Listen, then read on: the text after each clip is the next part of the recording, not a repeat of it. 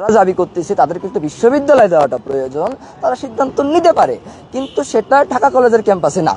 এখন প্রশ্ন আসতে পারে, আমরা কি 7 কলেজের বিরুদ্ধে দাঁড়িয়েছি? দেখেন, আমরা 7 কলেজের বিরুদ্ধে দাঁড়াইনি। তিতুমিরের ভাইয়েরা চেয়েছে বিশ্ববিদ্যালয়, তারা বিশ্ববিদ্যালয় পেতে পারে। ইডেনের আপুরা চেয়েছে বিশ্ববিদ্যালয়, তারা বিশ্ববিদ্যালয় পেতে পারে।